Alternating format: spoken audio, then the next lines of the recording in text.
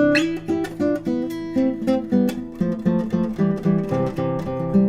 live. Welcome everybody. Happy Valentine's Day. I'm streaming early because I will not be around to stream later on this evening. So if you catch this right now, good for you, I guess. But I figured it looks like the majority of the people that watch the live streams are watching it after on their own time. So what am I going to do today? Well, in a way, this is sort of impromptu. I mean, I was planning on doing a live stream today or tomorrow. I figured, you know what, let me just do it today. I'll just do it right now. And I don't really have anything planned. So I think, well, some of the things I was thinking of was to practice for 2 hours. So I think I'm going to make this a 2-hour live stream. Maybe a little bit longer. I'll probably take like a 5-minute break from the first hour to the second hour. But I'll do the prelude, maybe a little bit of the Estudio from Barrios, and then I want to do. I'm itching to learn one of the waltzes by Antonio Lauro. He has some really famous waltzes for the guitar, and I got the music recently, so excuse me. I think I'll do that as well. I have a couple of them here, and I'll just read them. I didn't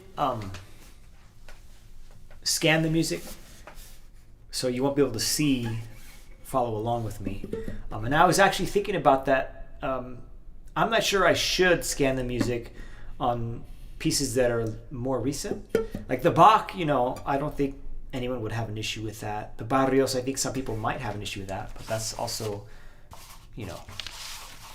well, maybe some people have an issue with that. But if it's like a recent piece, I'm not sure that's fair to the composer. So I don't know how I'm going to go about this in the future. If I'm learning like recent pieces, I don't know if I should be putting the music up. But if it's like a Renaissance piece or a Baroque or even early mid-classical, no big deal. I did a stream of Tárrega and I had the music there. Maybe I shouldn't have, I don't know. But yeah, that's just where I'm at with that. So anyways, let's just jump right in here. There are a couple of sections. Oh, you know what? Let me see what's... No, that's the Estudio. Let me see. Preview. You know what? We're just going to have to make do without the music for the Bach as well, at least for this stream. And I'm just going to be spot practicing and talk to myself, pretend people are watching. All right, I just filed my nails, so it should be pretty good. Although these strings are kind of old, so the tone's going to degrade rather quickly. On new strings, the tone lasts. My fingernails last a long time in terms of the tone quality. But as the strings age, they get wear and tear. The surface isn't as smooth, so then that in turn,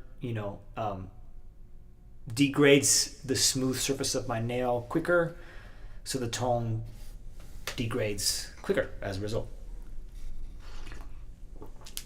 So yeah, these strings, I need to change these strings. These are at least, I don't know, 3-4 months old, and I've been playing a lot recently.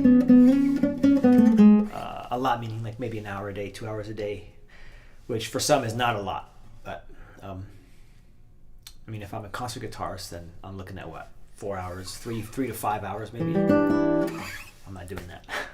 Okay. Anyways, let's just jump right in. If you have any questions and you're here, hit me up in the chat, and we'll just leave it at that. So.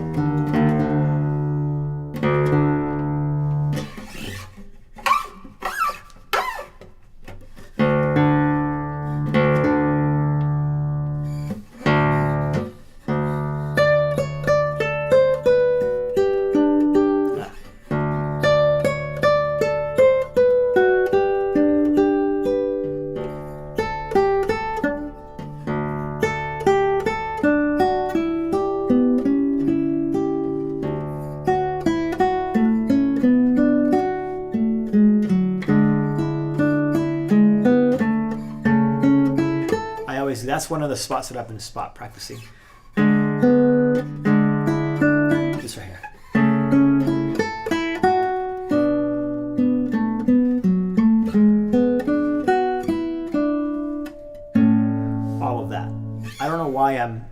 I'm struggling with that, but I am. So let me just play that a couple of times. By a couple, I mean quite a bit.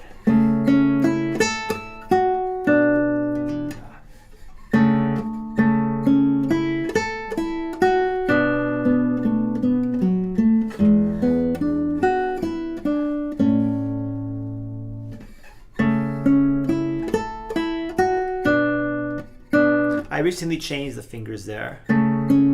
M-I-M-I. And I do I here because I want to use my ring finger, but you could use your middle finger. I want to stop the first string, that F sharp that I'm playing in the previous measure.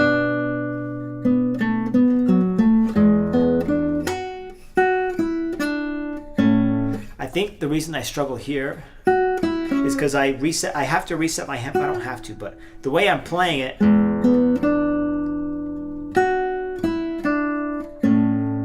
do that.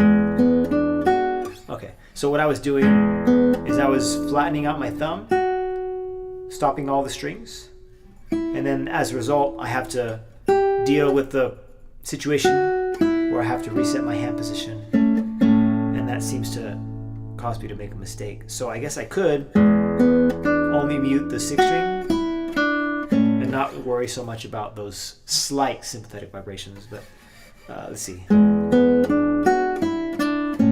Actually, it's a lot easier.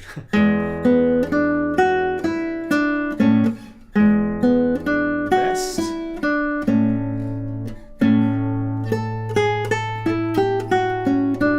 Yeah, I like that.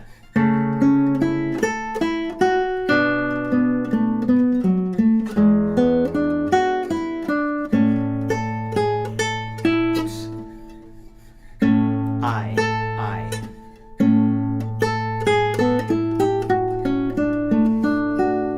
That's what I'll do. Okay, so there you go. Quick change makes a big difference. And that's the one I'm talking about. Let me show you. This note, I don't want to hear these notes together. This D is a continuation of the line that also has that F sharp. Ba-dum, ba-dum. That's why I want to mute it.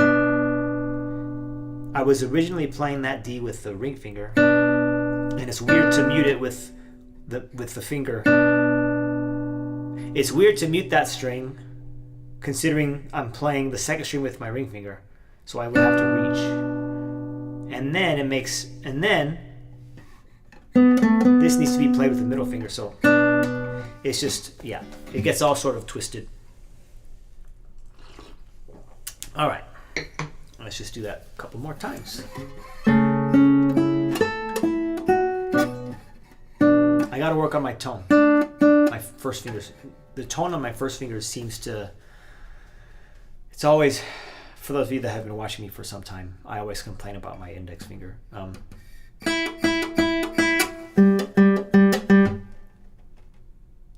It's a little bright. It's a little thin.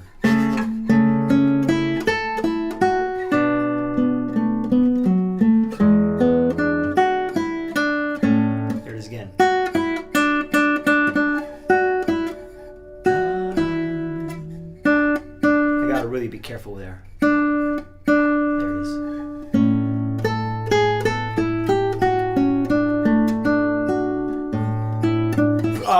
Actually, the other day I flattened out my index finger. I made the ramp, as opposed to keeping my nail sort of this half circle, I guess you could say. It was very much this half circle shape. I decided to flatten the top. Boom. I pulled out an old book called Pumping Nylon, and I was showing my student the nail section. I was like, you know what? Why have I never tried this? I think I never tried it because I was already sort of set. At the time I was using a lot of rest strokes, and that sort of masked my... It prevented me from having issues with my index finger. Because the rest strokes, I never had a problem with the catching. But now that I'm playing a lot of free strokes, and my techniques changed over the years, now all of these issues have creeped up, and so I decided to follow the guidelines off that book. He has a whole 4, 5, 6 page section on nails. So I flattened it out. So instead of like this, it's sort of like that. It's not completely straight. There's a little slant to it, but there's definitely a flat top. Yeah. So anyways, I'll be quiet now. So, and it's helped. It's actually helped quite a bit. It's made a huge difference. And then just for the sake of consistency, I also did it to my middle finger. So it's more flat than it is round. And the ring finger, I still do that backwards. Probably can't see it. Yeah. So the ramp's actually going this way, which doesn't make sense, right? But all I need is this part right here to really, pluck the string. It's just always worked for me. Where was I? Here we are. Measure 4.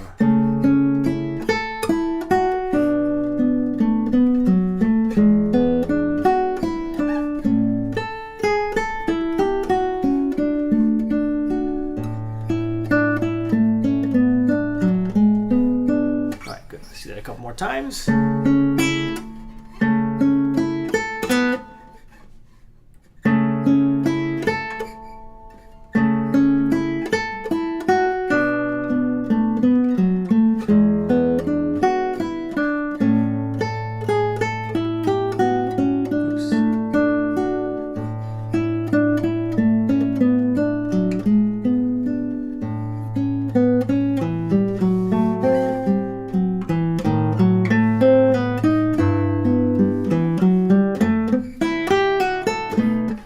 Tend to speed up there. It does harmonically get more intense there. There's more interesting things going on. So, I mean, I guess it's okay, but I think sometimes I do it too much. Anyways, let's go back.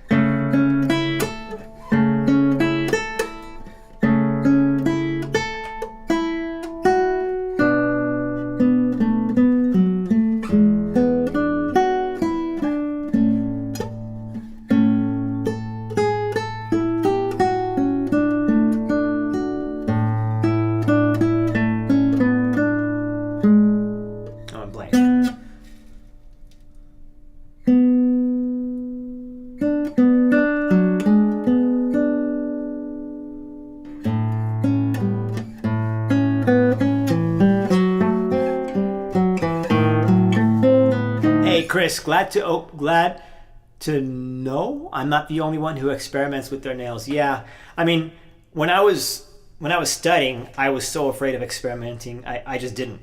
It's like, no, I got a concert coming up or I got a performance coming up. I'm not touching it. I'm just gonna deal with it. I know how to. It's a problem that I know how to deal with.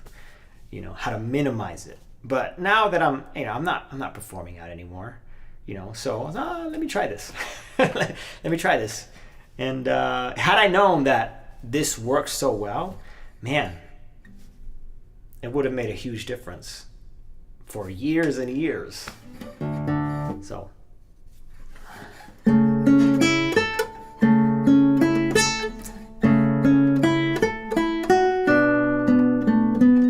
Because I thought you'd have to readjust, and that would take weeks, months even. But all this did was it prevented my nail from snagging as often. That's it. And maybe a slight change in my hand position. That's not going to take more than a couple of weeks to get down, to feel comfortable with. While at the same time, during those couple of weeks, it's not difficult to make that adjustment. Anyways.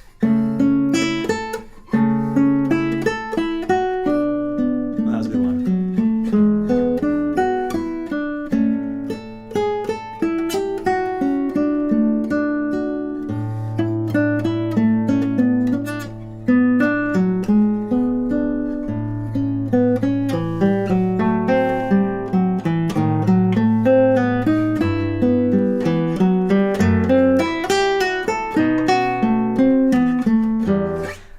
always sounds blocky to me. And then I have to. I get this a lot. But I want D sharp leads into the F sharp. So F sharp is a continuation of the melodic line that has D sharp in it. D sharp to F sharp. But just like I was showing you earlier in the previous example, I want. So I have to lift off my ring finger. But if I do that, I get. So I have to mute it. So I'll do M, A, and then return my middle finger.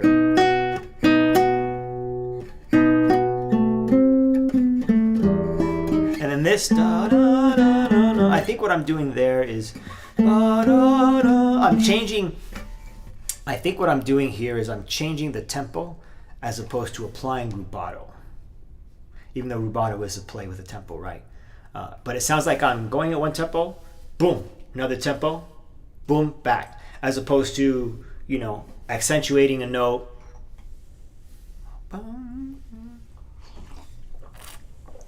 Or being more precise with my push and pull of the tempo. So I'm thinking, this is the note I want to hold on to. Let's see. C, yeah.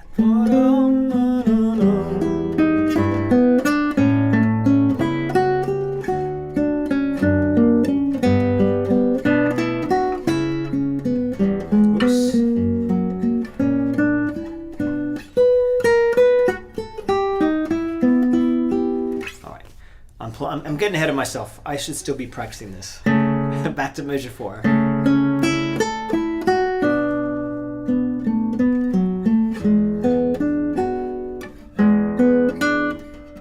Snag there.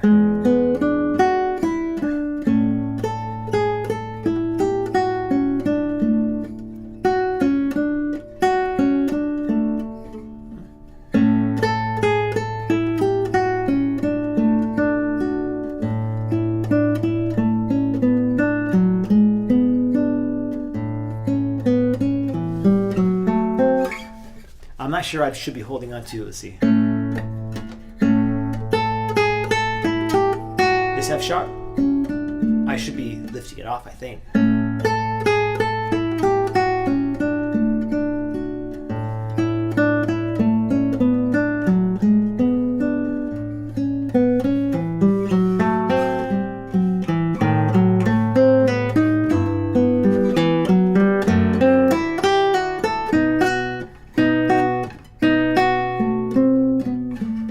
That was better.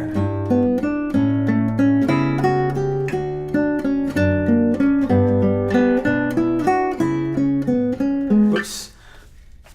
I gotta let that ring. I'm not following my right hand fingering. It's changing. It's changing. Anyways, back to here.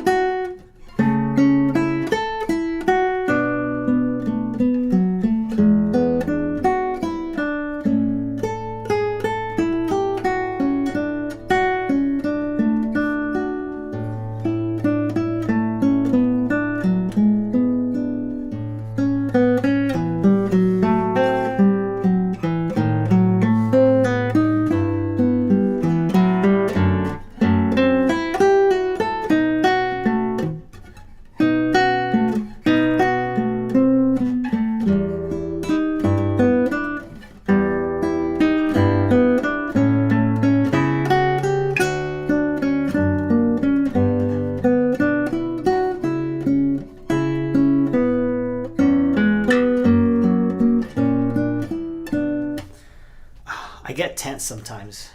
Like right at the end there, when I stopped, all the tension in my arm just kind of dissipated. So that obviously means I'm doing something wrong.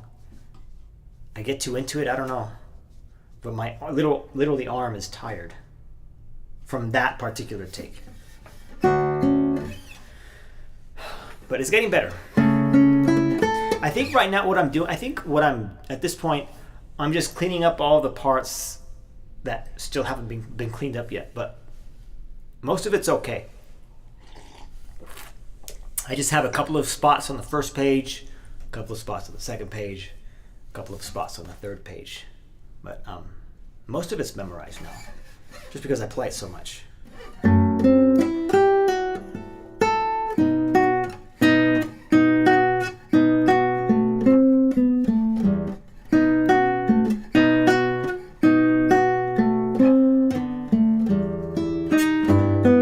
Gotta work on that.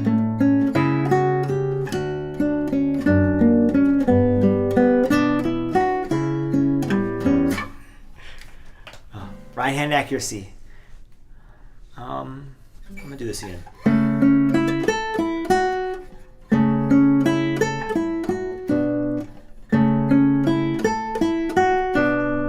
There we go. I gotta lean into it just a little bit. No, that's too loud. That's too loud.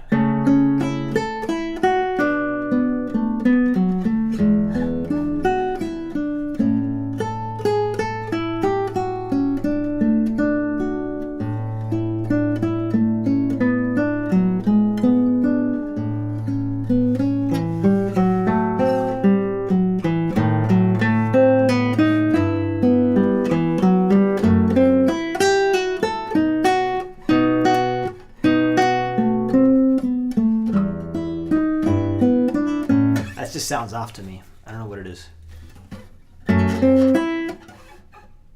I am, so M.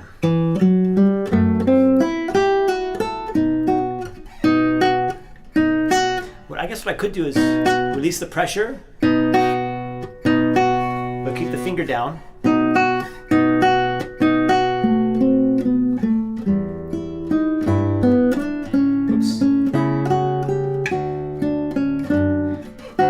Gotta left that F sharp ring. Got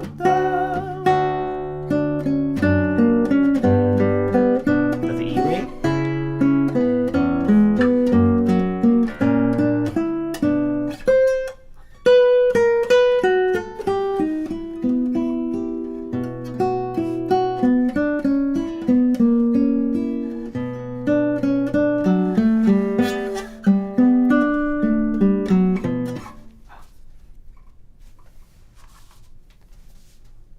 I'm tensing up. That's not good.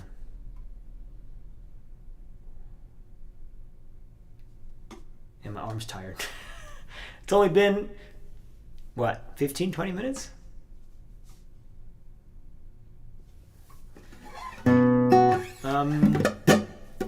I'll start, let's see.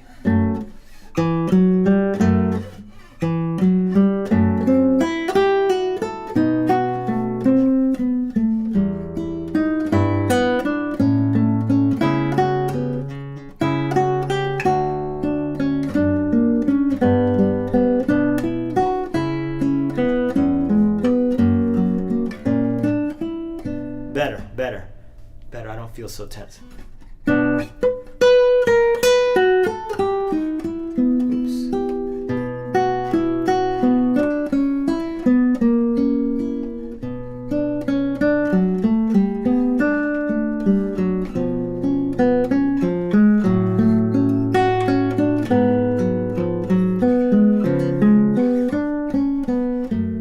That's a really important section. I've talked about this in one of my other previous live streams. We're finally arriving on a root position F sharp minor. And I was trying to figure out at that point, why I slowed down there. Why did it sound so good to sit on it, pull back, and emphasize the landing of this chord? Because it's the second time we've reached F sharp minor, where the first time we played F sharp minor, it was inverted here. And then we get confirmation that we are in fact in F sharp minor.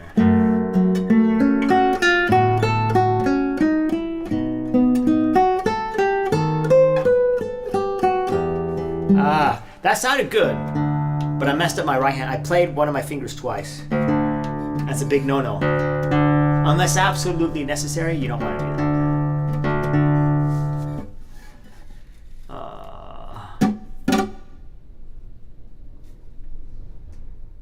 It's really windy out here. You know, I don't know if you guys are aware of this. I mentioned it a couple of times, but I have a small little, I like to call it a farm area. It's not really a farm. It's like a market garden, but it's a large plot of land. We're talking like 100 feet by 25 feet. And then I'm doubling that up this growing season. So I basically have like 5,000 square feet market garden. And I have it covered in loops. Or I'm sorry, I made low tunnels. So it's 100 foot long. I got 3 of them, low tunnels. And then I put some frost protection over it. It's called Agribon. It's this white fabric. And it gets really windy. And the wind just kind of, initially it ripped them off. But that was when I was securing the Agribon with sandbags. But now I went more serious, and so I tied them all down. Every 5 feet, I tied it down to the actual metal hoop. So I'm not going to go in detail, but I tied it down so it's more secure. But even then, they didn't blow away, but one side lifted off, and so now the whole thing just fell onto one side. You know, because the strings are keeping it from flying away, the strings. But anyways, I can hear the wind. And sometimes it's just a little frustrating because working in the wind is the worst.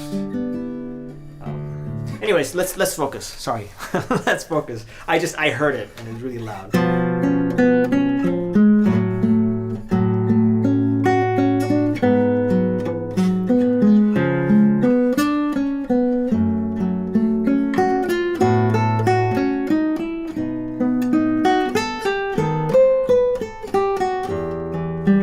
That's actually a part that I've been working on. I worked on it a little bit yesterday.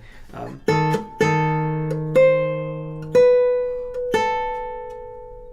no.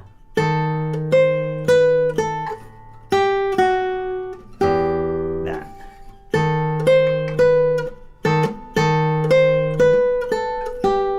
Just trying to keep it legato.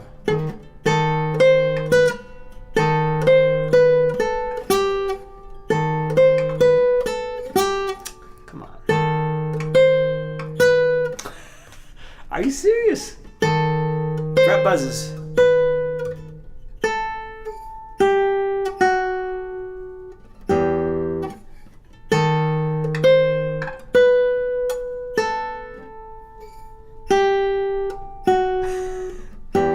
Ridiculous. I gotta go slow. Otherwise, that's how not clean it is.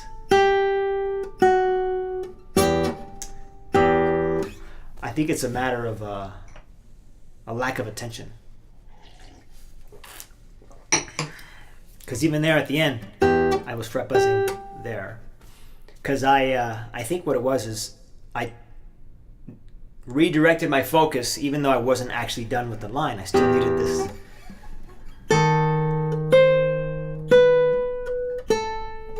No, it's 4. 4, 3, 4. Yeah, this is just one of those sections that just does not want to clean itself up. So I'm forced to do it very consciously.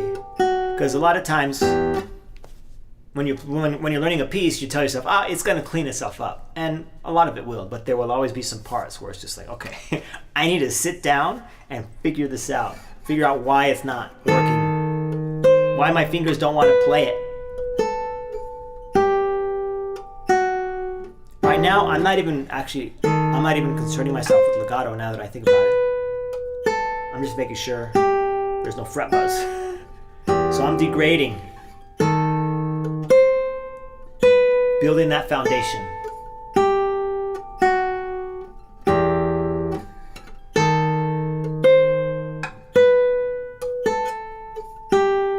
Yeah, you can actually hear my nails touching the string. Right there. Right there. But that's okay. Because my focus is the fret buzz. And I guess you could say the shift as well.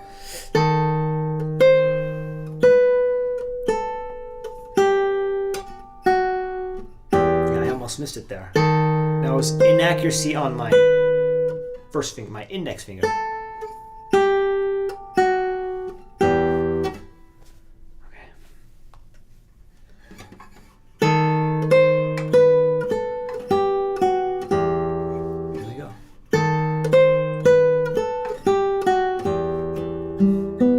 Appreciate your explanation and you showing how you practice their difficult parts. Hey, yeah, anytime. I mean, that's one of the main reasons why I'm doing this. I mean, it's good practice for me, but it wouldn't make sense to practice and not tell you what I'm doing, right? So I'm glad you're getting something out of it.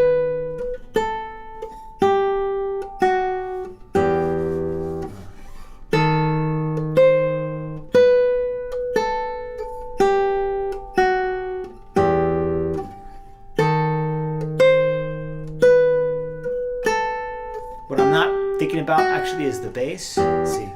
According to the music, rest on the B. Sometimes I'm letting it ring a little bit more, and when I'm lazy, I'm stopping it almost immediately, which is not good. I'm doing that. But it says hold, rest. So that's something else, another layer that I need to add on top of this cake.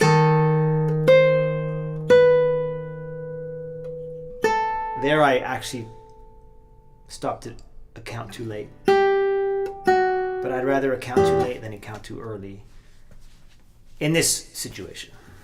I'm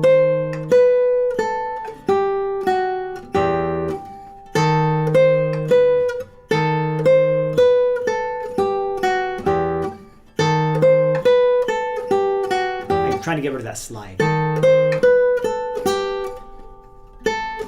This. I don't want... I want it to sound like this.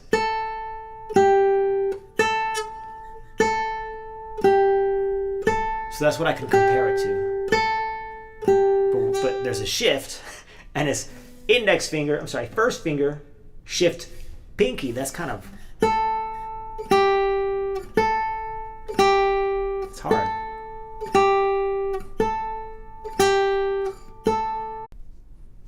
Maybe my arm is tired because I did my workout this morning. That could be it. I work out 3 times a week.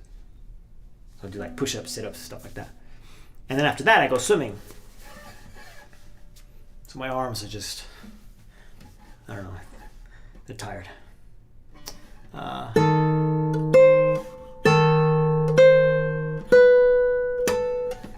with that.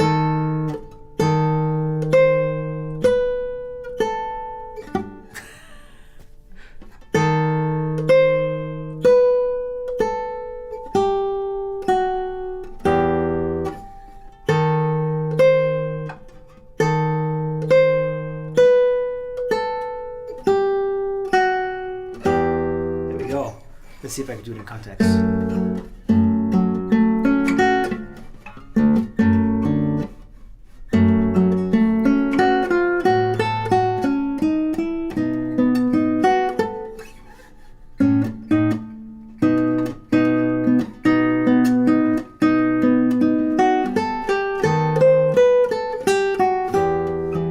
Still needs work.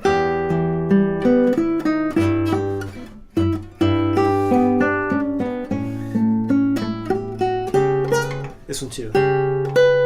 That's more of a stretch. You can't stop the bass note according to the music until you play A here. So I need to have this well rehearsed.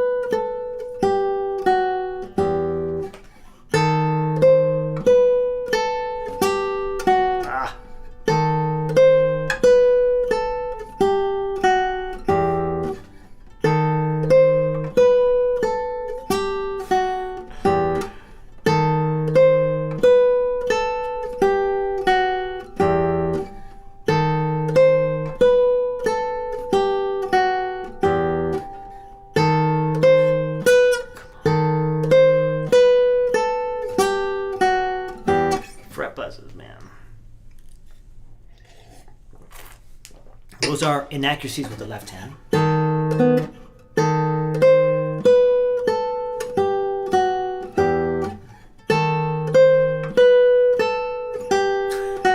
Bit of a snag with my fingers. That one was okay. Fret buzz. That was I'm sometimes I get lazy with my fingers, so my fingers get too close to the strings, and I think that's what that caused. I think that's what caused that particular mistake.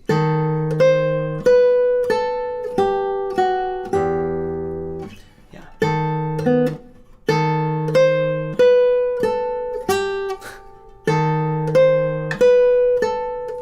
Sorry for torturing you guys. I'm just playing the same thing over and over. That's why they created practice rooms, right? So nobody else has to hear you play the same thing over and over again.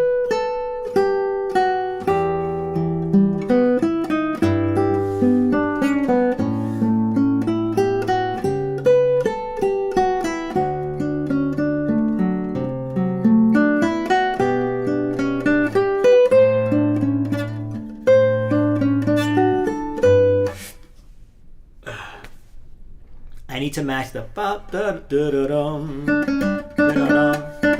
I mentioned this in another live stream. So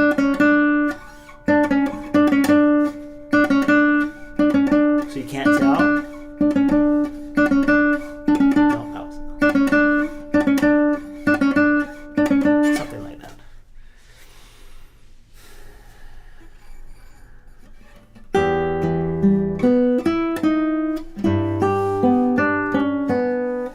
No.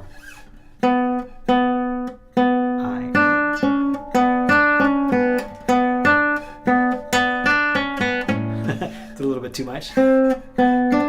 Just a little bit change of color to separate it, because that sounds like separate voice from everything else. Ba-dum, ba-dum, ba-da-da-da-dum.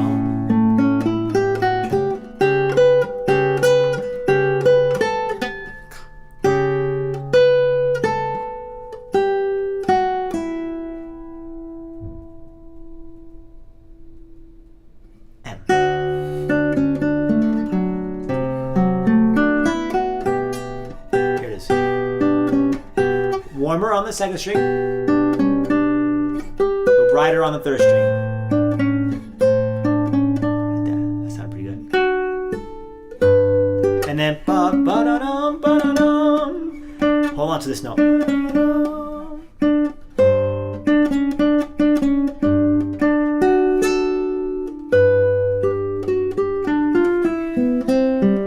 I tend to speed up there. Be careful. When a particular section of music gets really easy, you just hit a piece, you hit a portion of the piece where it's like, oh man, I'm just going to breeze through this because it's easy. Be careful with your tempo. Because if it's easy, you're going to tend to want to just, get through it. So I noticed that. I play this faster than it needs to be. Every time I get to this section.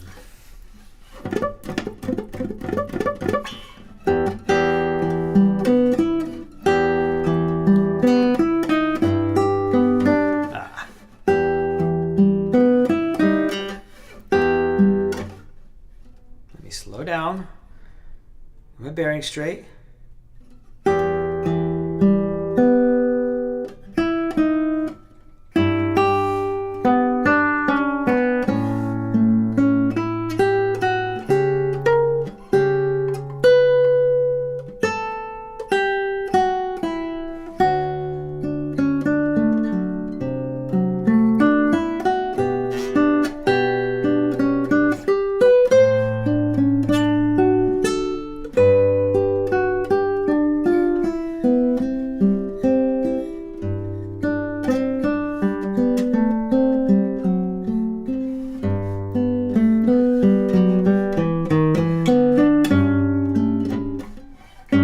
Fingers there. You know what? I should keep practicing this.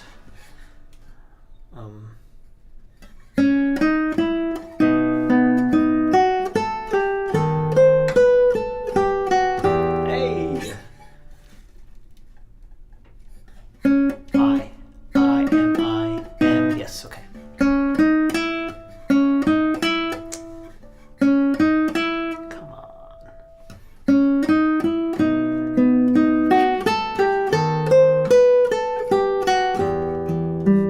Not as legato as I'd like it, but there was no fret buzzes.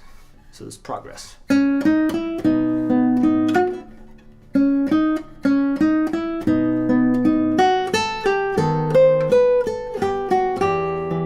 think I messed up there with my right hand. But it turned out all right.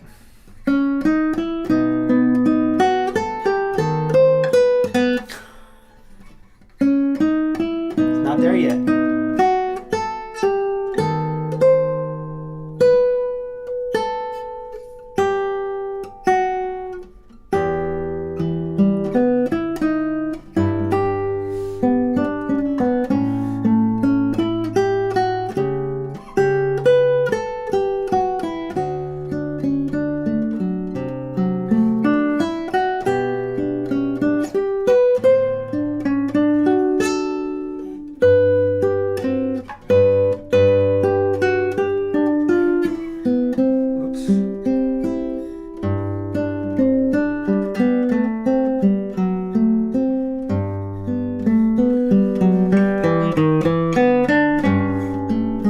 Loud there because it's unexpected. So we have this just like the beginning, right? And then and this time we continue with the da-da-dum, da-da-dum, da-da-dum. It's not what you expect. So I want to kind of bring that out.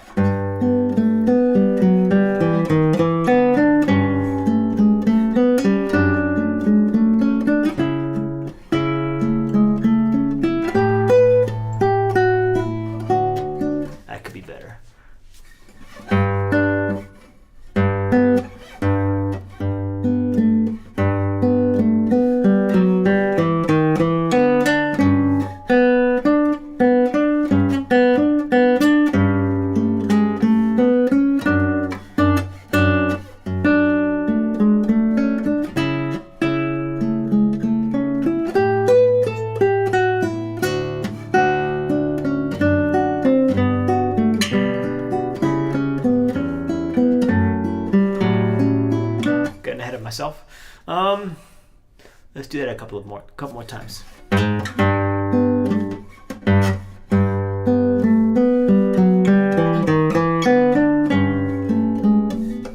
I'm messing with my right hand.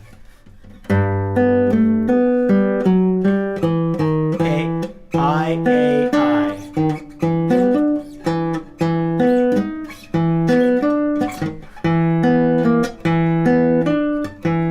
Cool rock sound.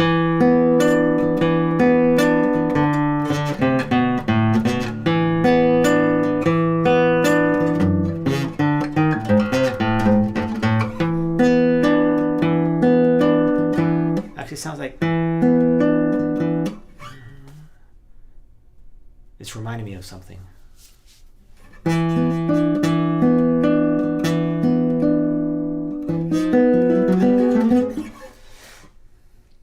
I can't think of it.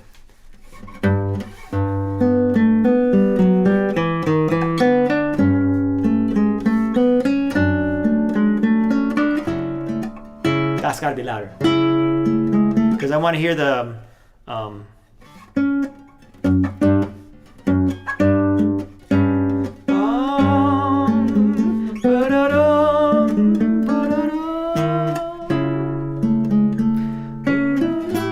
and then into that.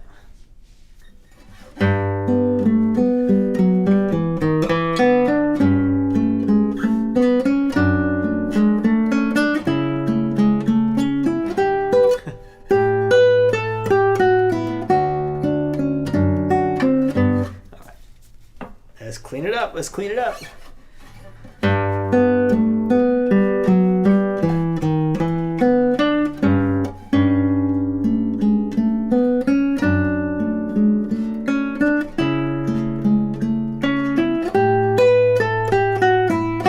There. Now you can hear what I'm hearing. I separated it just a little bit. Do it again.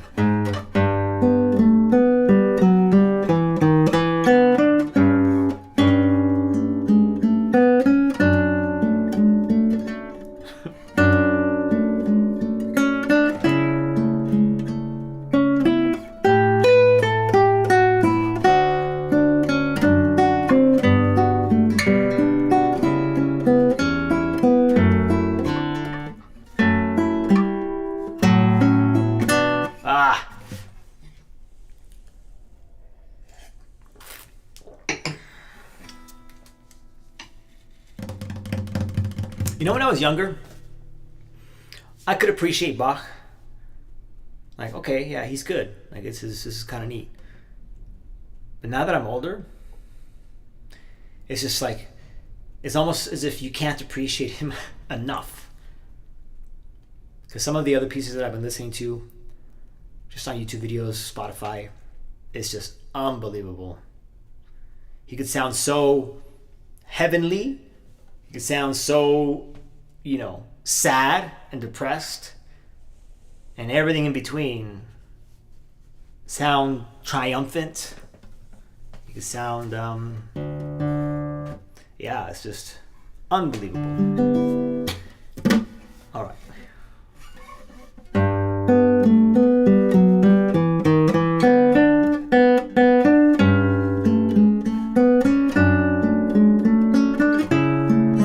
Maybe I should separate with color, tone color. Let's see,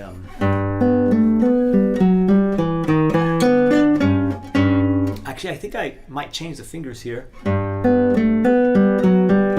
I'm going, was written, what I wrote down, I, A, I, M. I'm thinking, I, A, M, A. I, A, I, A, M, A. As opposed to I, M, I, M. Confusing myself. Never mind.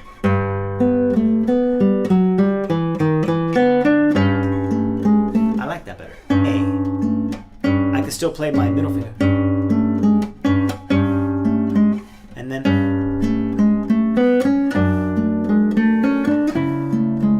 Oh, I like that.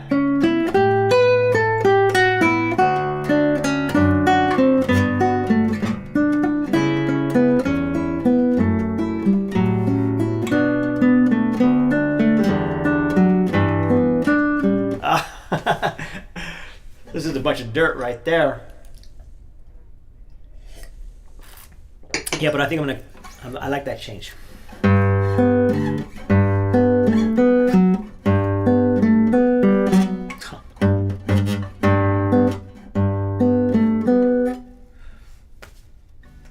Slow down.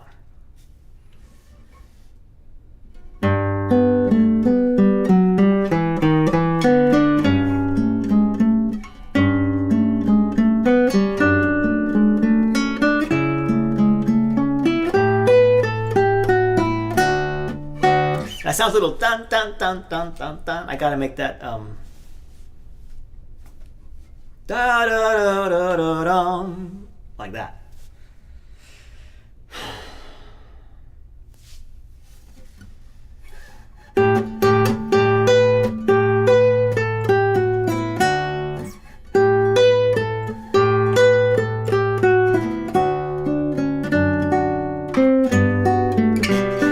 And then, if you haven't watched my whole Bach series on this, there's some notes I'm trying to emphasize.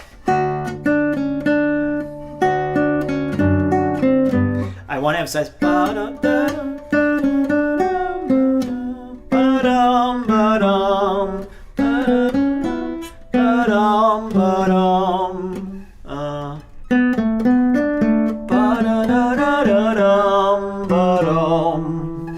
So that's what I'm trying to emphasize. Come on.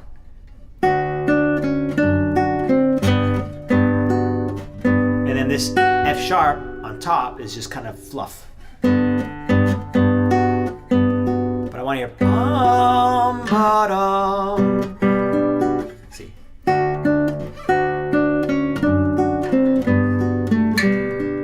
And then hopefully you can hear that.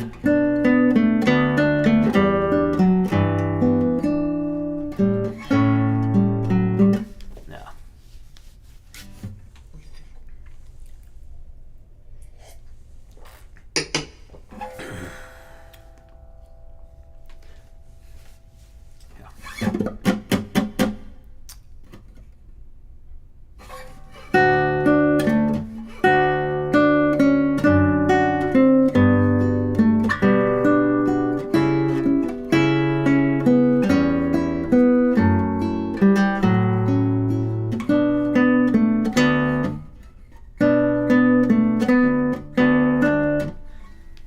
and index finger. That combination, that's my kryptonite. Hate it.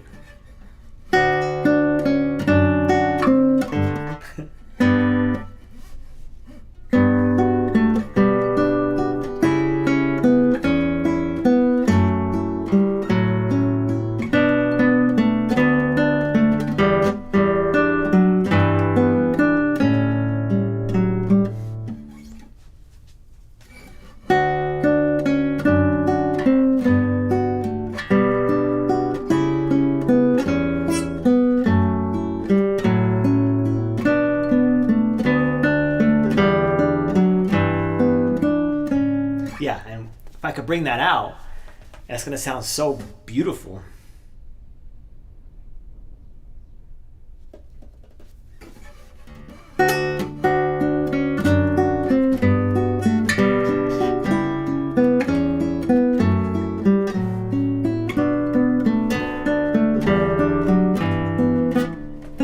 That sounded a little timid. I cheated. I played a little bit softer. When you play softer, it's easier. It's when you are trying to play louder is when things, at least in my experience, things start to get a little dicey.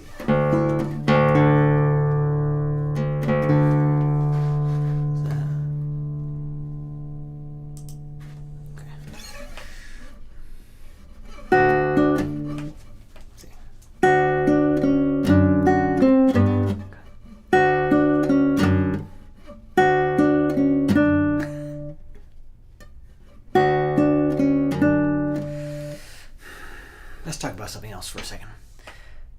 I was messing with posture the other day, and I remember watching, I don't know her name, but this woman on YouTube, amazing guitar player. She has a really good rendition of Debussy's what's the name of that famous piece?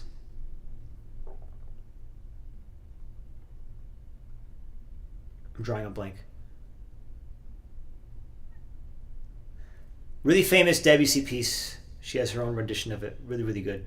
And I remember her watching a video. I remember watching a video of her playing a Dian's Fauche. I don't know how to pronounce it. It's French.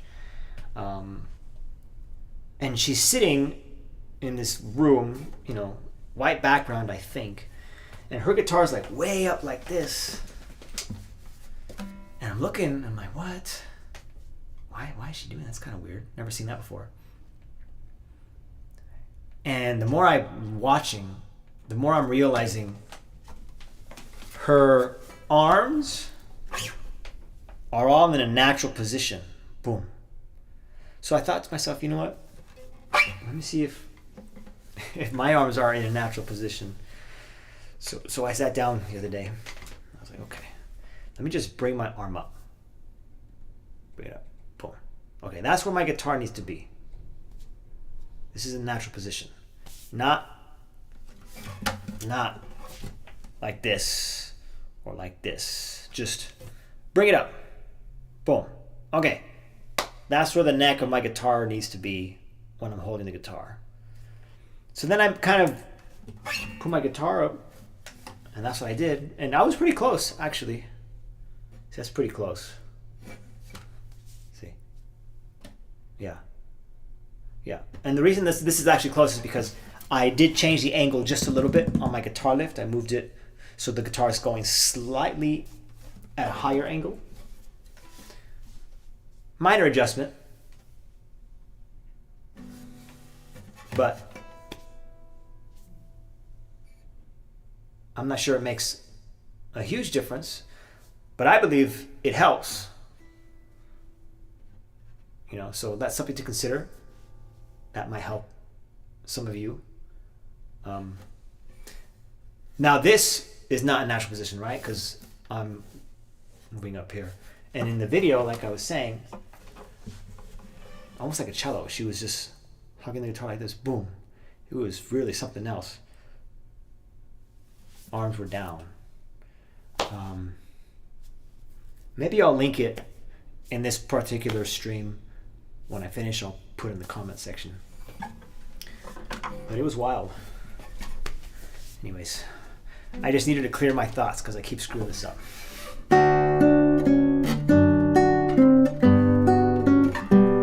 How is the guitar lift compared to the other type? Oh man, I don't know about the other. By lifts, I'm assuming you just mean guitar supports. This is my favorite, by far. I've used a footstool. I used a footstool when I was studying. You know, when I was young, I was like, 18, 19 in college. So it wasn't a big deal. But even then, practicing 4 hours a day, I noticed my back would get kind of tired. Because when I put my guitar on I don't know if you even noticed, but my guitar's on my right leg. That's not the norm. But, I'd have my footstool here.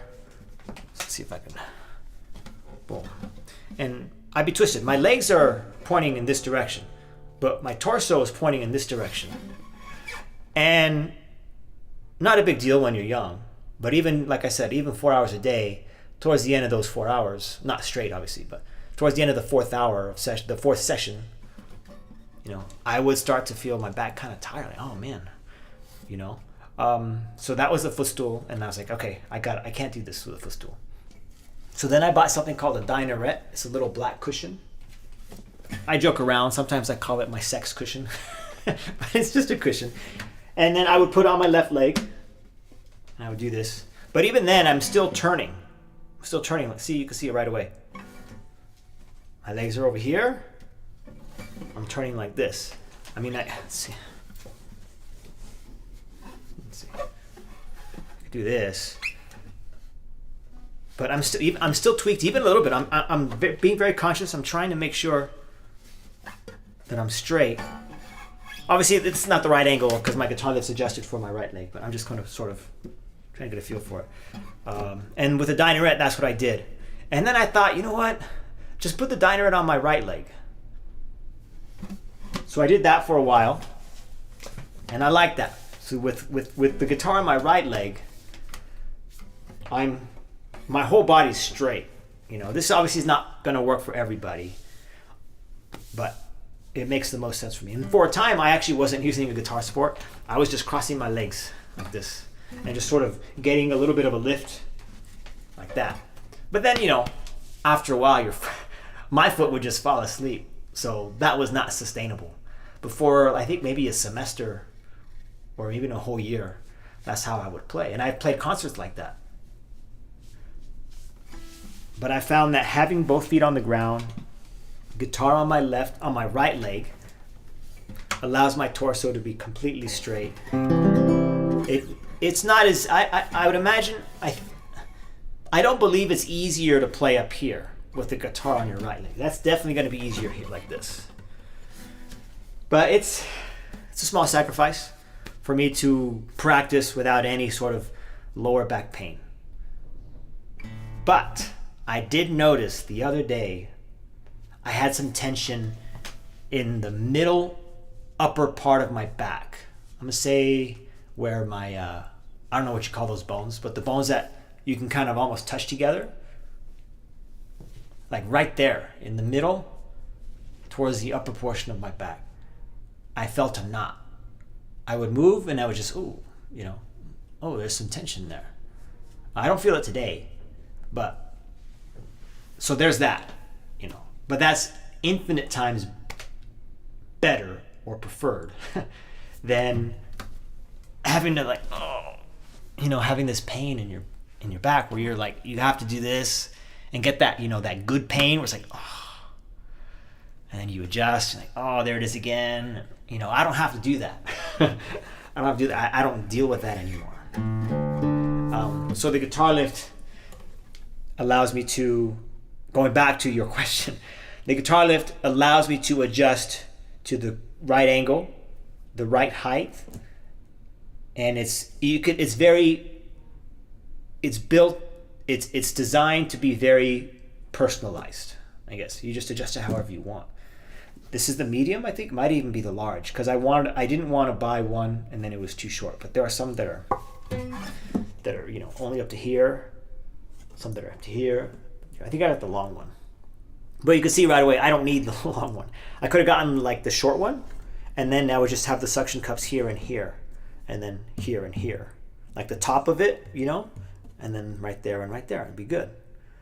But, you know, this one works. But yeah, I mean, you could just move this however you want, you know, and that's the beautiful thing. So guitar lift's my favorite, all-time favorite. I even tried those ones with the clamps. There was a clamp that you would tighten, and then there would be 4 prongs. 1, 2, 3, 4, like this. A little 2 here, right? And then with a little metal pole and then a little curved plastic thing. I tried that. I didn't like that because it was meant for the left leg. But by then I was already playing with my guitar on my right leg, so it was just a little off. If you really wanted to, you could use a footstool for the right leg, but that kind of means your one leg is higher than the other, so you're not actually, your body's tweaked, and you're sitting in a tweaked position for 45 minutes, an hour. If you're practicing 3 hours a day, for 3 hours a day, you're in a tweaked position. Why would you want to do that? Why would you want to do that to yourself? So guitar lift's my favorite. So I did a footstool, Dynaret, that, you know, clamp, I don't know what it's called, guitar lift. So that's my favorite. Let's see. We're going on to the 3rd page here.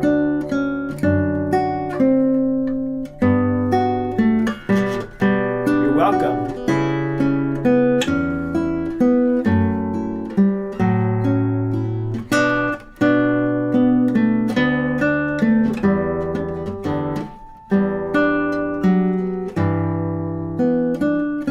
I think I should let that ring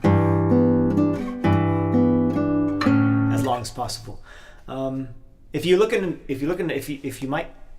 considering purchasing one or anything, go to Strings by Mail, stringsbymail.com. That's where I buy my guitar strings. That's where I bought my guitar lift. That's where I bought my nail file kit. You just buy pieces of sandpaper or micro mesh. That's what it's called in the back. And I have 4 grades: 4,000, 6,000, 8,000, 12,000. And I do like 15 seconds on each for each finger. So 15, 30, so a minute. So 1, 2, 3, 4, just 1, 2, 3, like 4 or 5 minutes. Okay, and then it comes with a little black thing like this. And then you just, what I do is I just line it up with the edge. Boom, and I just like that, you know. You could buy, obviously music, all kinds of music, guitar tuners, you know, guitar stuff, music stuff. But Strings by Mail, that's where I bought the guitar lift. And the cool thing about these is, you know, you use it for about a week. I don't know if you could see, but you see the top parts used? Yeah, you can see that. And then a week and a half, even 2 weeks, maybe if I'm lazy, 3 weeks, then I just cut that portion, boom. And it's a brand new piece. And now I'm filing on this, and this is the edge now. And then 2, 3 weeks later, I cut that, boom. So these are actually longer. So I've just been using them. You know, so these will last you a while.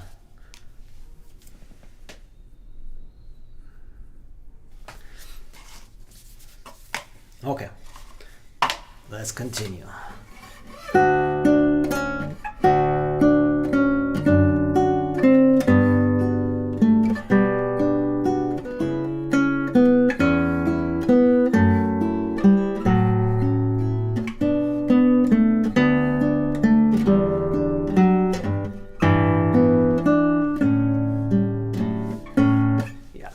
I like that part. It's just, it keeps, you're welcome. It keeps, I have issues with it. It's not clean.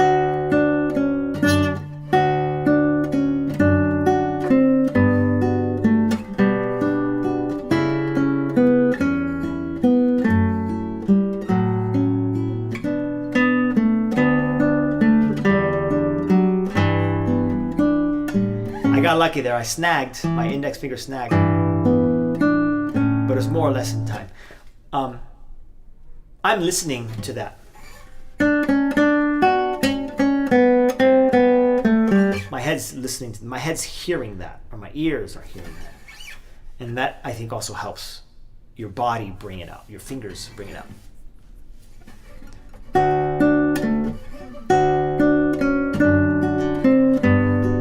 It also helps to literally sing it.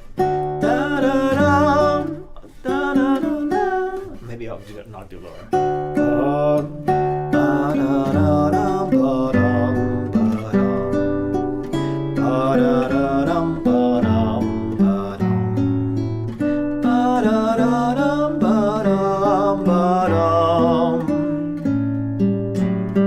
That might help, your fingers play it.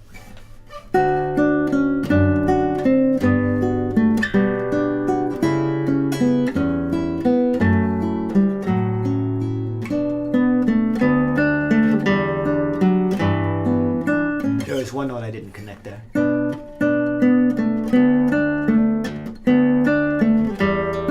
I think.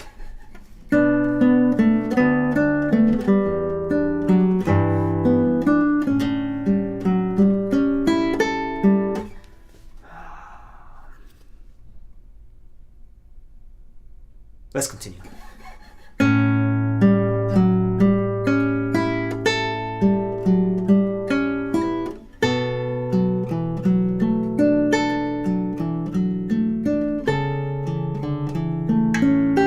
I have to be very careful with this. I love that part. We resolve the D, but it's the first time we're playing. Oh no, it's not the first time. We're playing in measure 6. We do play a chord, A C sharp E, or A C sharp. But the single line has pretty much disappeared for about 2 measures. I'm playing it wrong. You know what? Getting ahead of myself.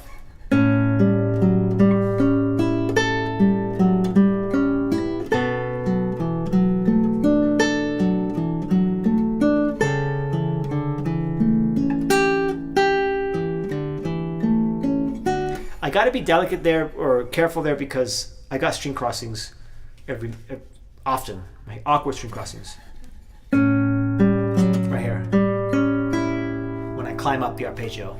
And then when I play the ring finger, sometimes I get a really thin attack, so I have to be conscious of that. Whoops.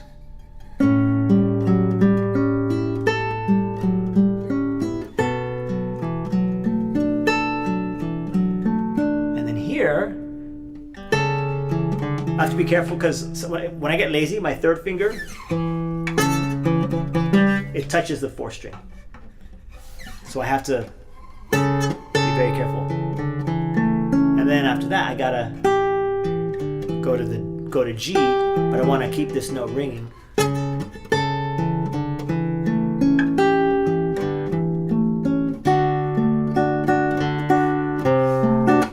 So that's another part.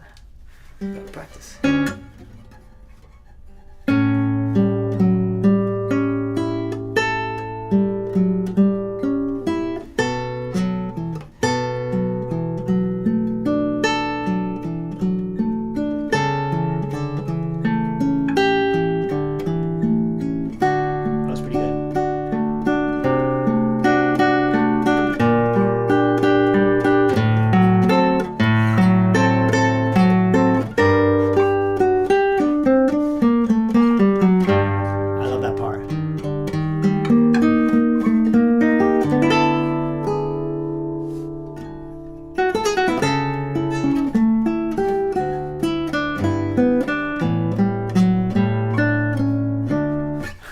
I wasn't really practicing there, I was just playing it. Got carried away, sorry.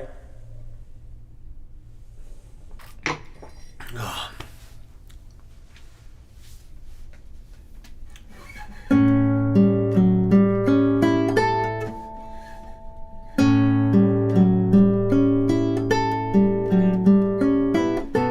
No, that's right.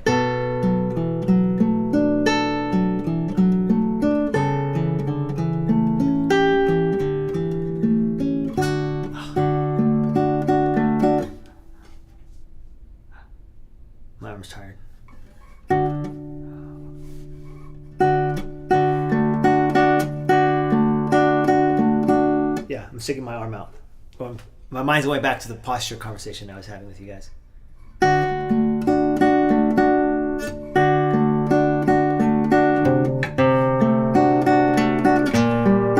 guess I kind of don't have a choice there.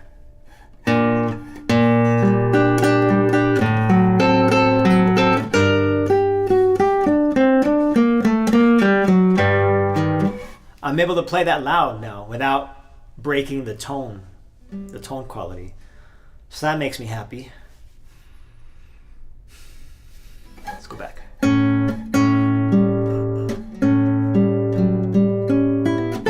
Oops.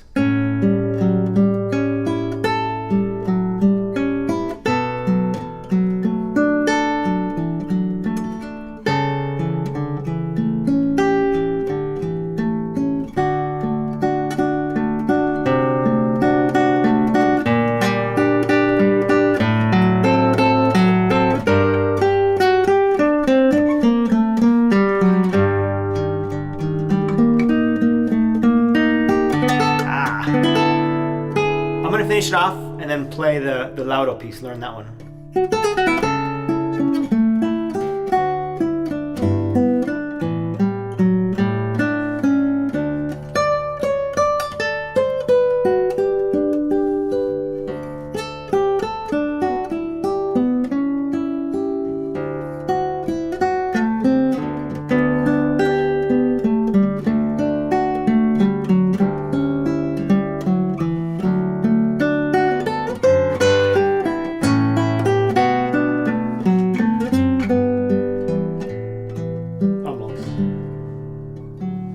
I love the ending. I really love the ending. But I'm going to stop there. I'm going to stop practicing this one. I'm going to skip the studio and I'm going to go straight to the I don't know how to pronounce that. Valse Venezolano. Number 3. One of his more popular waltzes. Antonio Laudo. Wait. What? Am I missing a page? 3, 4.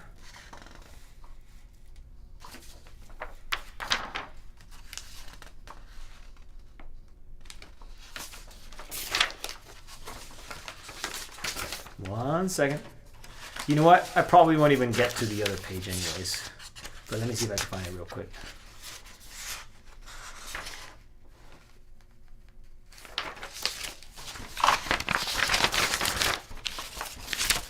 No, I don't have it. Okay. Well, we'll just do what we can.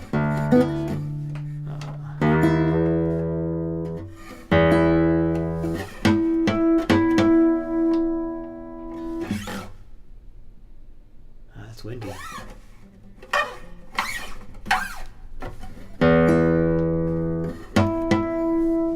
Actually, you know what? I wonder, can I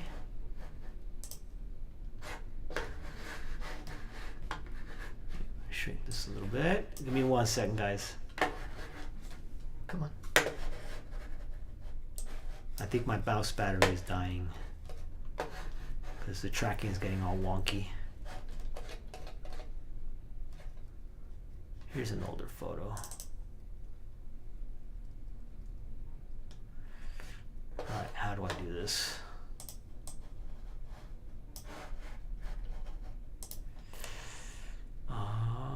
Media source.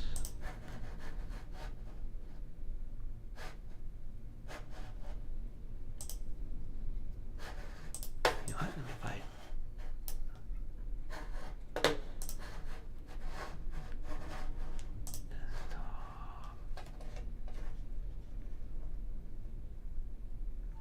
No?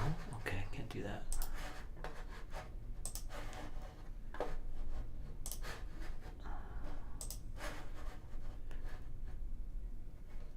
Oh, let's try this.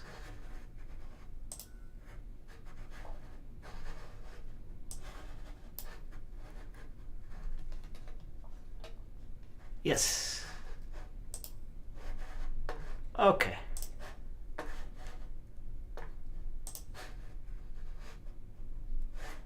So let me show you this. What?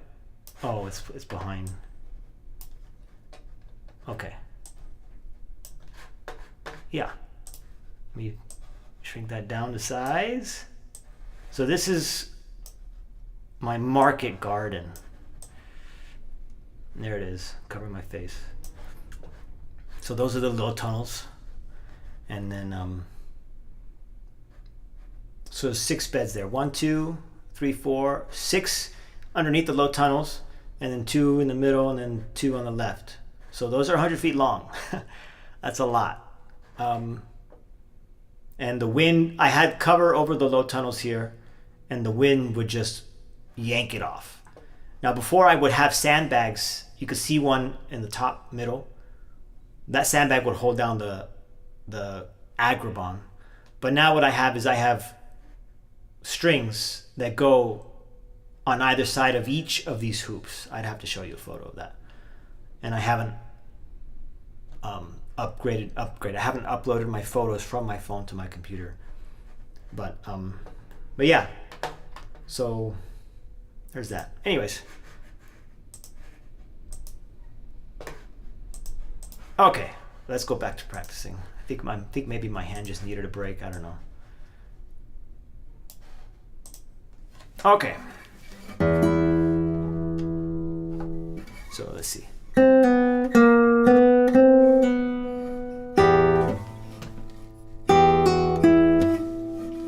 Second string.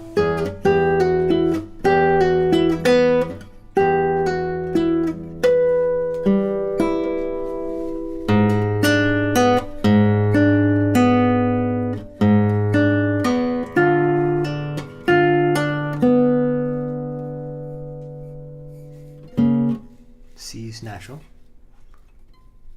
B. Is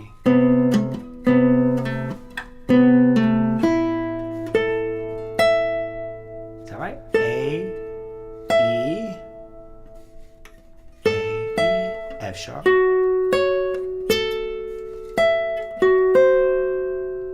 C natural. Yeah, I still do that, by the way. I don't have dots on my guitar, so. Just to double check if I'm playing a note right. It's like, is that a C? I don't know. Let me check. Okay, that's a C. So I still do that. I'm not ashamed to admit it. A, C.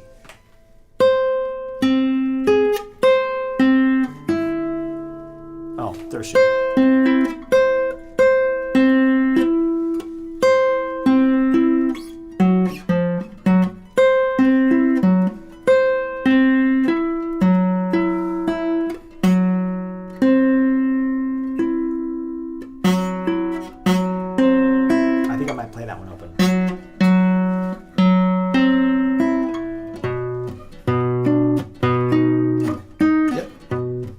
Again.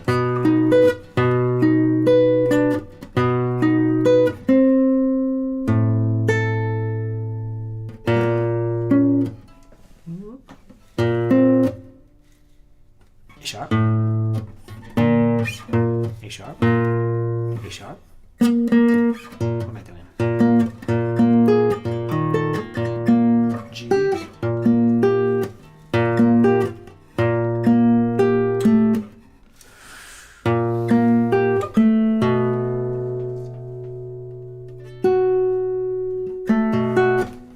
Those are all one. Oh, I wish I had my pencil with me.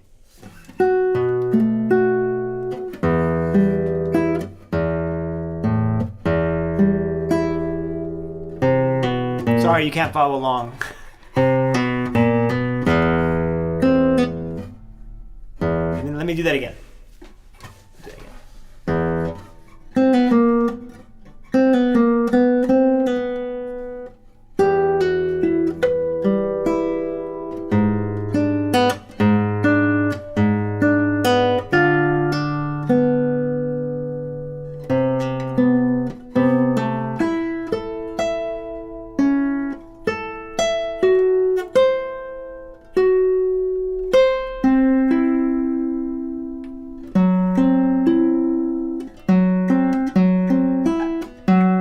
Yeah, that last one's gonna be open for sure. At least for now.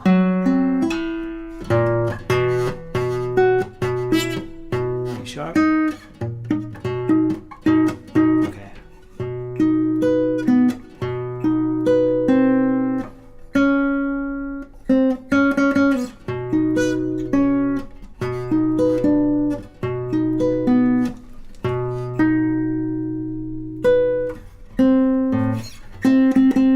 I was right. Oh, I shift. Oh, B7, A minor. I don't know how many of you guys do this, but I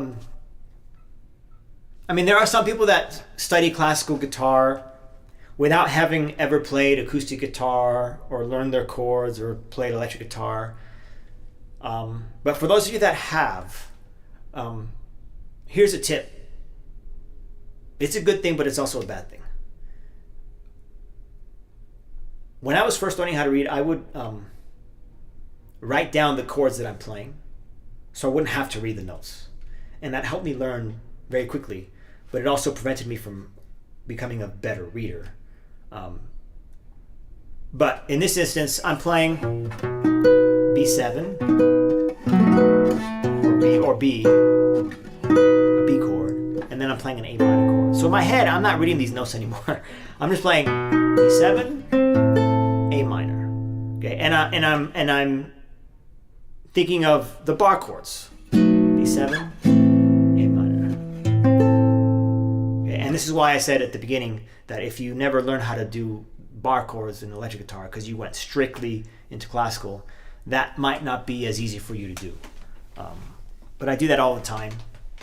It helps me learn pieces faster.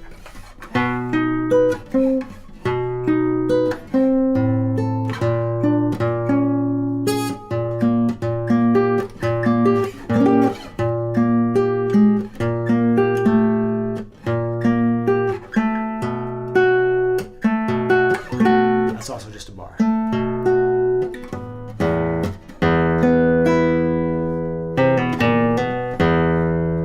That's it. Huh. Try that again.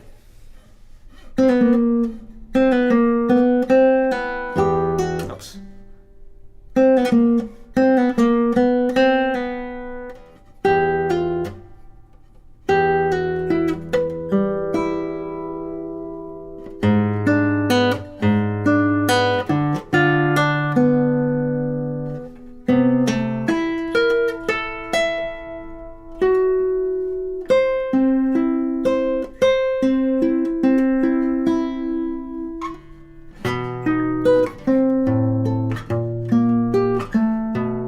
That sounds pretty cool.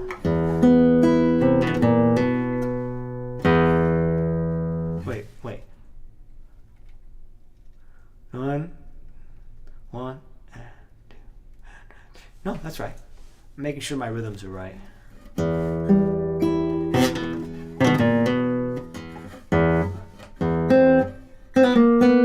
Yeah, so it's an octave. When you repeat, let's see.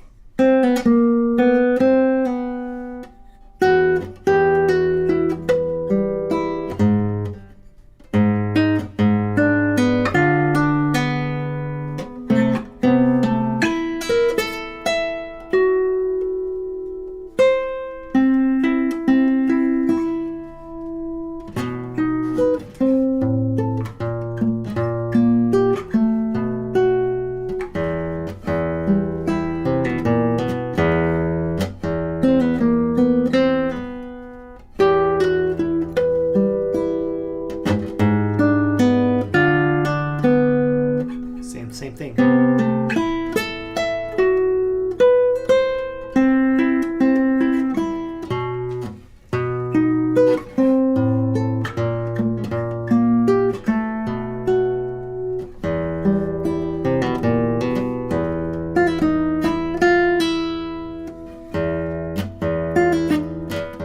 It's supposed to be really fast. Let's see.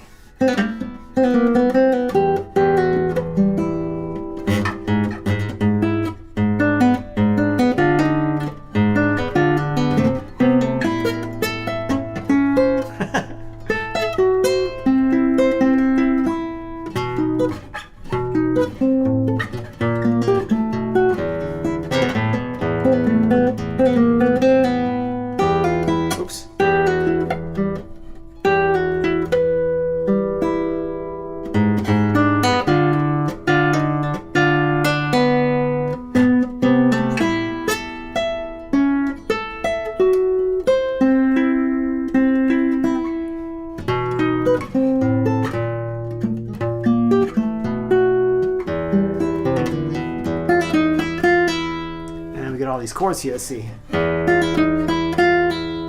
I can't see it. G or F. G sharp. B.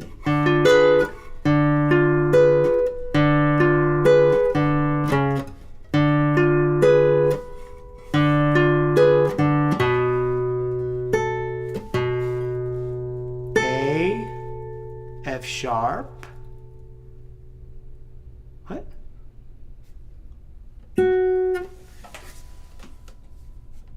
F natural. Sorry. D sharp. What? No, D natural. So we have. Shoot, I forgot the first chord.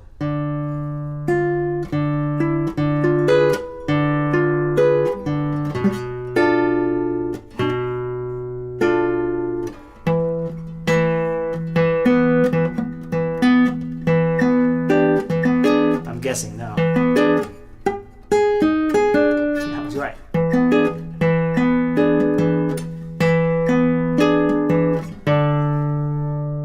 A. Yep.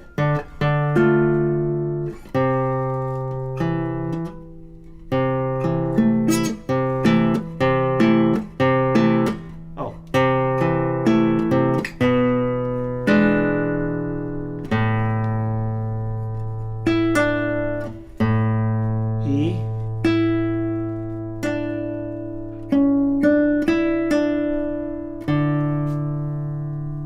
And then we have, oh my goodness.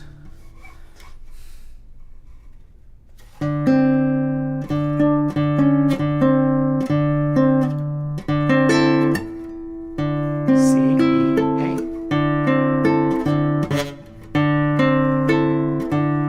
C sharp, B, E, G.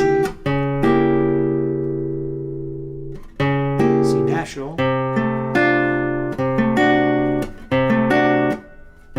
Why would you need a bar? Oh, okay.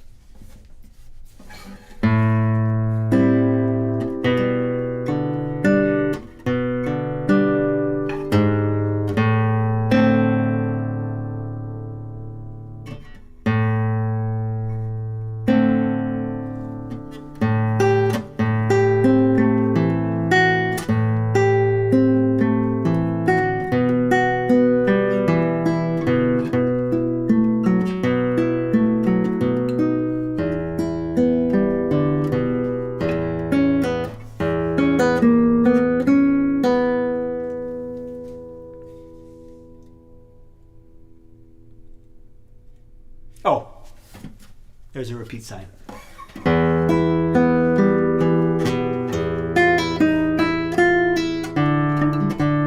See what I remember.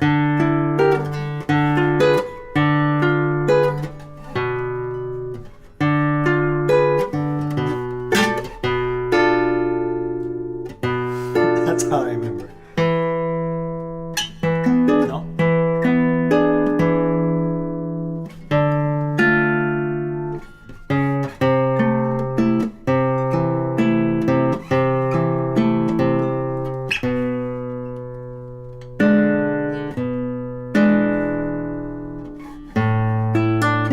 Oops.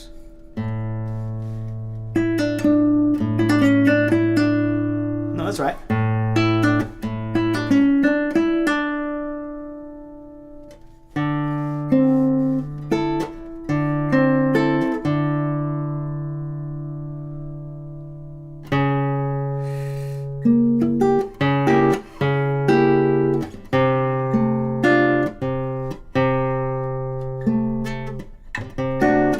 I think I like it this way.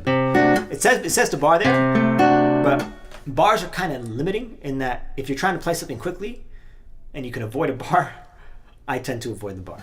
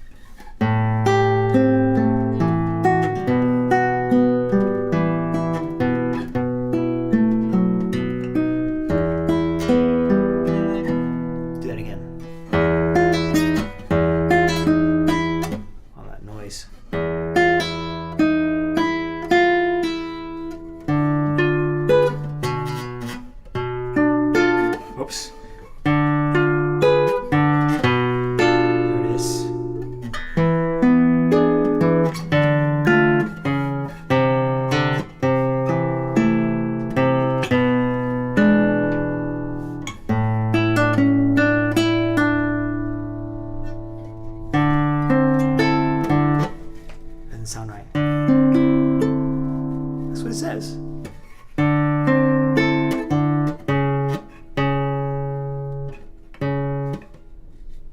B flat, B,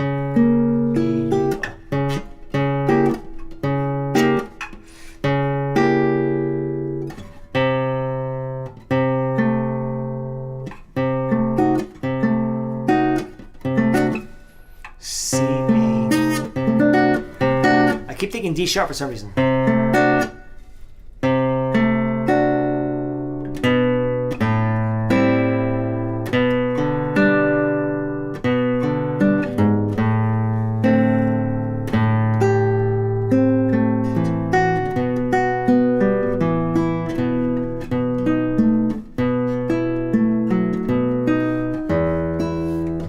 I feel like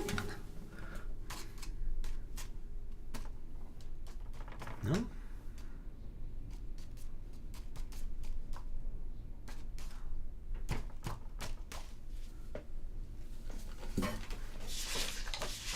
I printed it.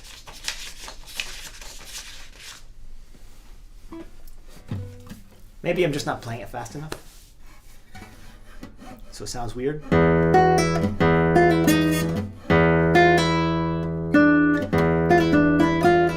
D sharp.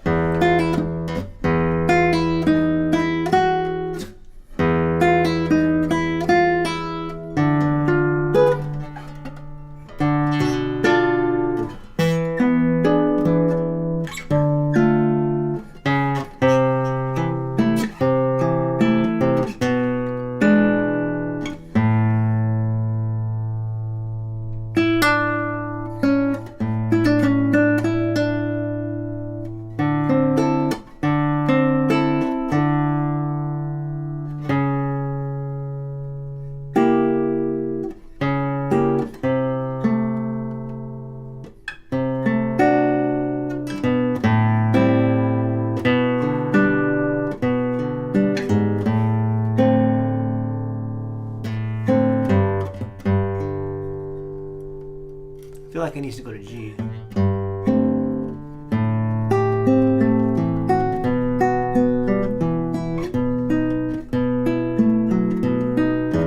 I'm gonna check one more time. I feel like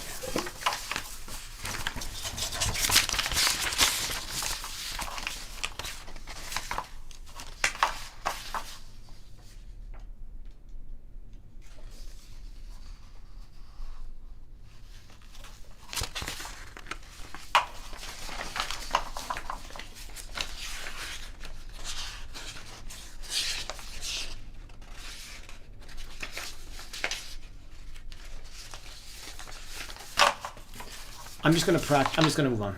Just gonna move on.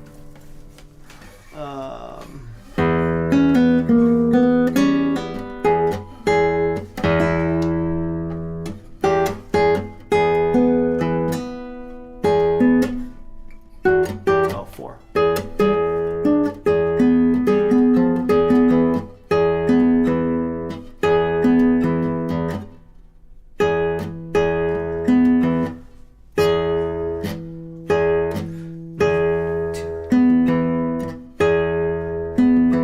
That's all it is.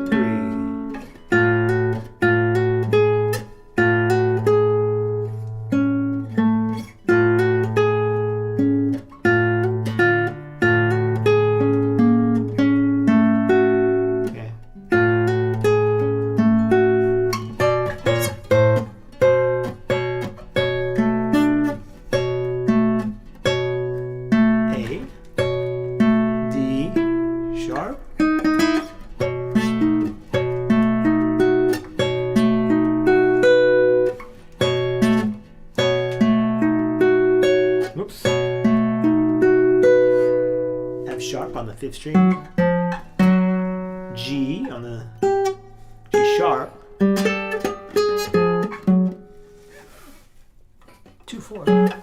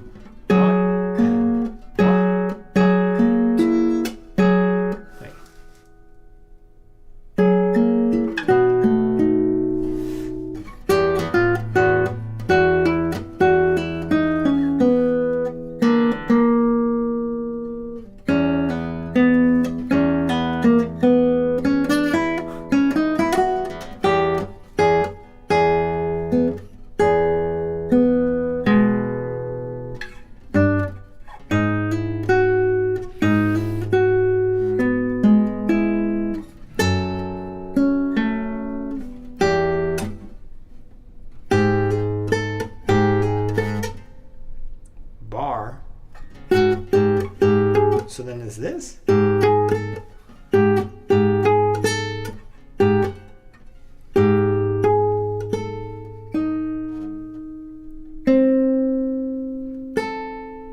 Fingers are all tied in a knot.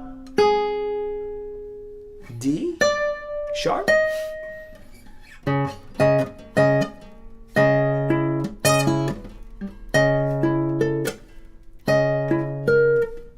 G sharp.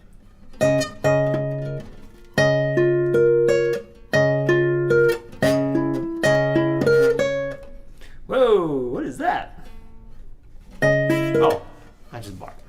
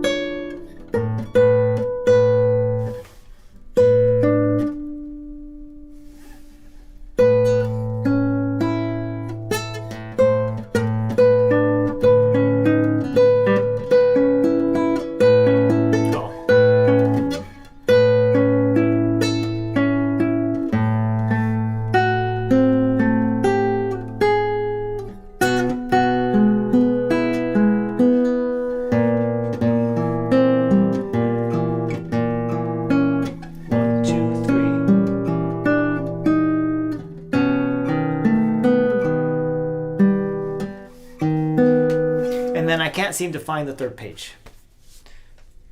I'm going to go back to the beginning. Maybe you'll recognize it once I speed it up. It's already 12.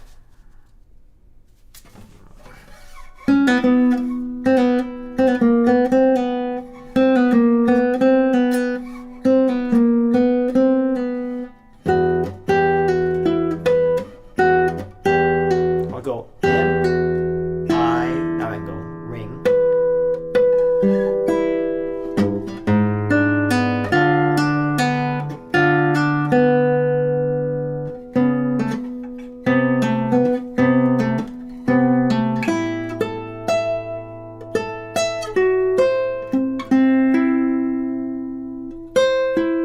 Oh,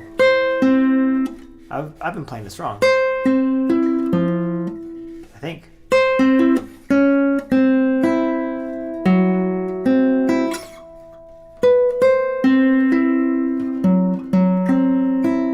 Yeah.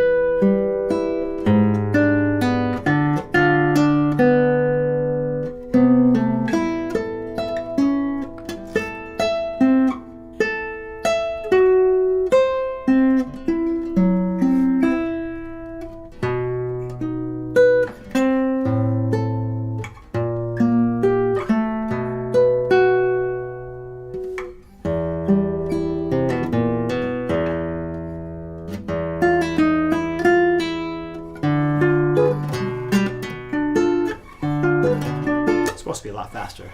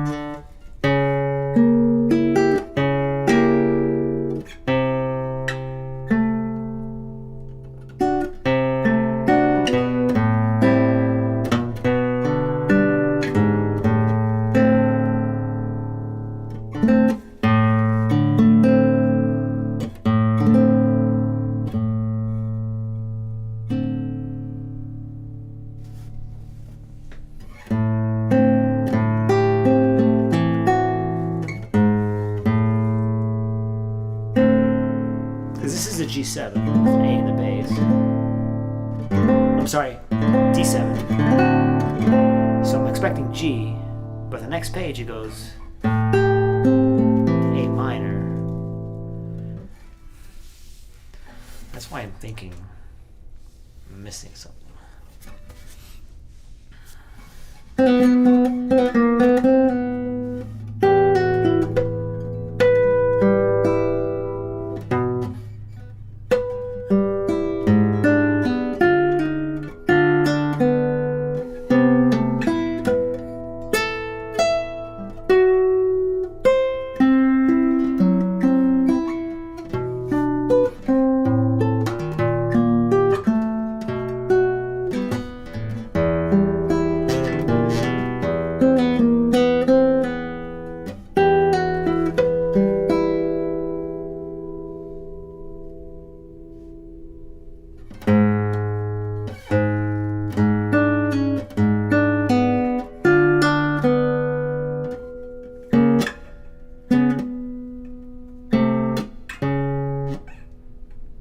My brain's melting.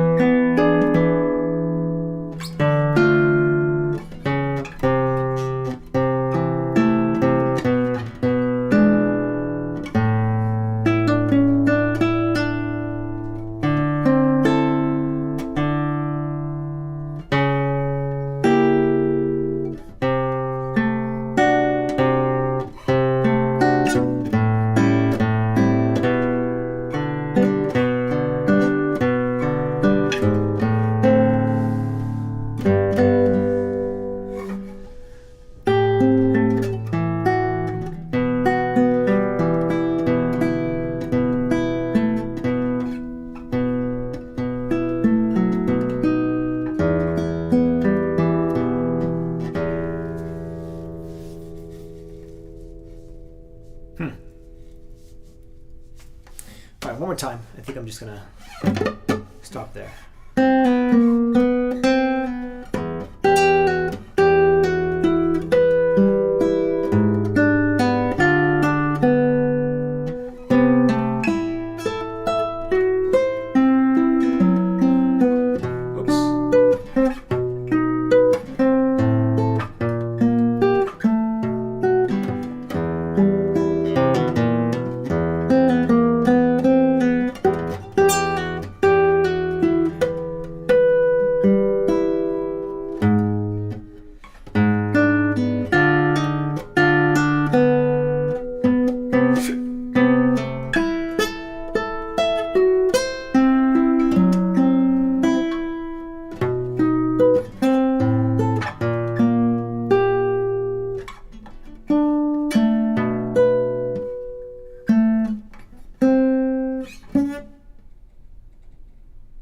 I lost my flow. I was right.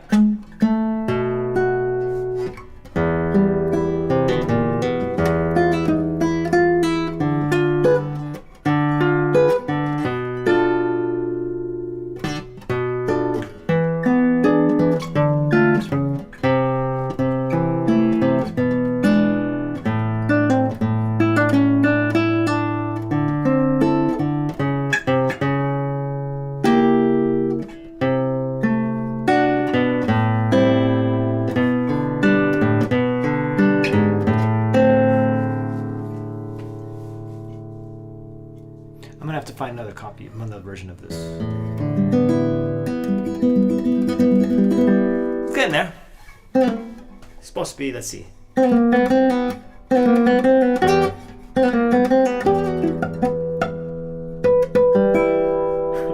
I can't.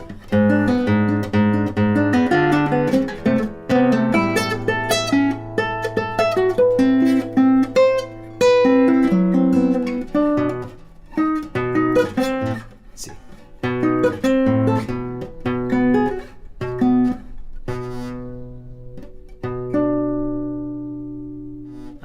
I think I'm gonna stop there, guys. So that was close to 2 hours, I think. Yeah. So thank you very much for watching. Hopefully you got something out of it. I know it's kind of an impromptu. I was sort of planning on doing it in the morning. I just wasn't sure what I was gonna do. So don't forget to, if you've watched till the end, hit that like button, subscribe to the channel, perhaps make a small donation, and I'll see you all sometime in the next couple days, end of the week. All right, you guys take care.